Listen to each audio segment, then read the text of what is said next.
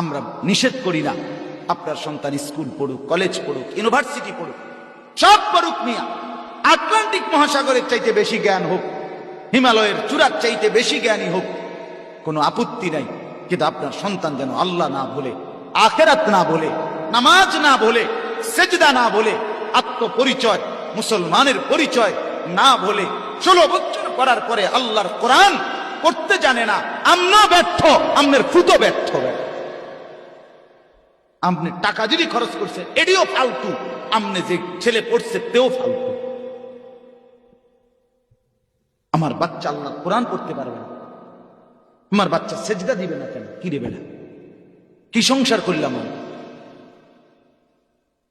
আল্লাহ বলেন, শেষ কথা হইল সুম্মা তালিনু জুলুদুহুম ওয়া কুলুবুহুম ইলা যিকরিল্লাহ।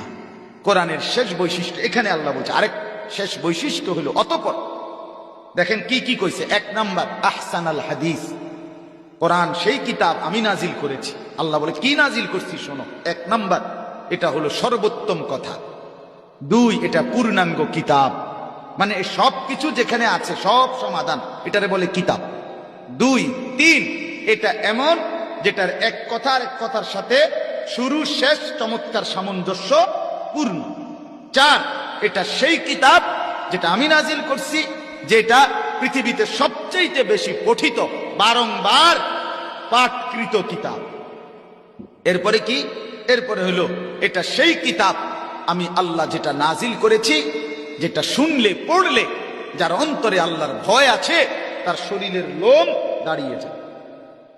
সর্বশেষ বৈশিষ্ট্য 1, 2, 3, 4, 5, 6 এই 6 নম্বর বৈশিষ্ট্য হলো সুম্মা তালিনু জুলুদুহুম ওয়া কুলুবুহুম ইলা যিকরিল্লাহ। আমার এই কোরআনের বৈশিষ্ট্য শুনে পড়ে শেষ পর্যন্ত অবস্থা কি হয়? আমার বান্দা তার শরীর, তার দেহ, তার অন্তর উভয়টাই আমি আল্লাহর স্মরণে, আমার ইবাদতে, আমার বন্দেগীতে নম্র হয়ে যায়, নরম হয়ে যায়, আমার গোলামিতে লেগে যায়। কোরআন পড়তে পড়তে, আমার কোরআন বুঝতে বুঝতে একদিন সে বন্দেগীওয়ালা হয়ে যায়। তার শরীরটাও কোরআনকে মেনে নেয়, তার মনটাও কোরআনকে মেনে নেয়। এই দেহ দিয়ে সেজদা দিতে হবে, নামাজ পড়তে হবে, এটাও মেনে নেয়। এই দিল দিয়ে আল্লাহ রসুলকে মহব্বত করতে হবে, এটাও মেনে নেয়। আল্লাহ বলেন, যালিকা হুদাল্লাহ ইয়াহদি বিহি মান ইয়াশা। এই শেষ কথা শুনেন, আল্লাহ বলে যালিকা হুদাল্লাহ। ও দুনিয়াবাসী শোনো, এই কোরআন এটাই হচ্ছে আমি আল্লাহর হেদায়েত। ইয়াহদি বিহি মান ইয়াশা, এর দ্বারাই আমি যাকে চাই তাকে হেদায়েত দেই, আলো দেই, পথ দেখাই। তাহলে অতএব বন্ধু, কোরআনকে বাদ দিলে অন্য কিছুতে তুমি আলো পাবা না।